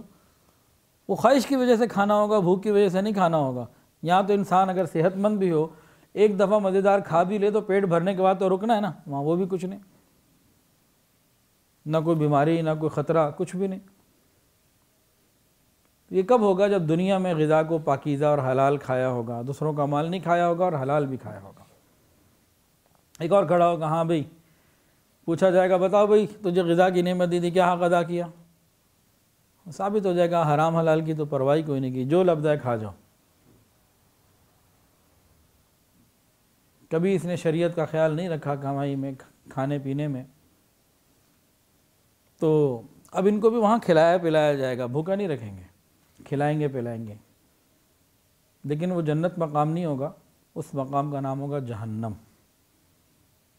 اور کھانے پینے کے لیے روح افزا نہیں ملے گا، گلاب جامن نہیں ملے گی، بلکہ بھوک لگے گی، تڑپے گا، تو اس کو کھانے کے لیے زقوم دیا جائے گا۔ ان شجرۃ الزقوم طعام الاثیم، وہ ایک ایسا پودا ہوگا جو بدبودار، غلیظ، کڑوا ہوگا۔ جب اس کے سامنے آئے گا سمجھ جائے گا کھانے کی چیز نہیں ہے، لیکن بھوک ہوگی کھائے گا، جیسے ہی کھائے گا اندر اٹک جائے گا، اب نہ اگلتے بنے گی نہ نگلتے بنے گی، اب تڑپ کے مانگے گا کہ مجھے کچھ پینے کو ملے، تو پھر ان کو وہاں روح افزا تو نہیں ملے گا، وہاں کیا ملے گا؟ الا من غسلین، ان کو جہنمیوں کا پیپ اور خون، اس طرح کا گندا مواد جو نکلا ہوا ہوگا، جو ان کے جسموں سے رس رہا ہوگا، وہ جمع کر کے پیالے میں دے دیا جائے گا، پیو۔ کہ دنیا میں تو تم شراب بھی پی لیتے تھے، نشے کی چیزیں بھی پی لیتے تھے، اور بہت ساری حرام چیزوں کا ارتکاب تم کر لیا کرتے تھے، اب آؤ ذرا ادھر۔ اب وہ جو اس کو پیش کیا جائے گا نا، سمجھ تو جائے گا یہ پینے والی چیز تو نہیں ہے، لیکن مجبور ہوگا کہ اندر اٹکا ہوا ہے زقوم۔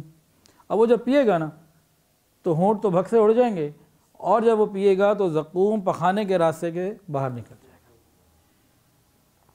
تو یہ بعض نعمتوں کا جو موٹی موٹی ہیں ان کا ایک نقشہ سا پیش کیا ہے، اسی طرح ہم ہر نعمت کا قیاس کر سکتے ہیں کہ نعمت کا حق ادا کرنے والے، امانت ادا کرنے والے، ان کے ساتھ وہاں کیا معاملہ ہوگا، اور امانت میں خیانت کرنے والے ان کے ساتھ کیا معاملہ ہوگا۔ تو امانت ایک بہت وسیع مفہوم رکھتا ہے اپنے اندر، اور یہ زندگی کی امانت، یہ بندگی کی امانت، یہ اعضاء کی امانت، یہ سب امانتیں ہیں۔ اللہ تعالی ہمیں ان سب میں صحیح ثابت قدمی کے ساتھ ان کو صحیح ادا کرنے کی توفیق عطا فرمائے۔ وآخر دعوانا ان الحمدللہ رب العالمین۔ ویڈیو کے نیچے سبسکرائب کے بٹن پہ کلک کریں، بیل کے آئیکن پہ کلک کیجئے تاکہ ہر نئی ویڈیو کی نوٹیفیکیشن آپ کو مل جائے۔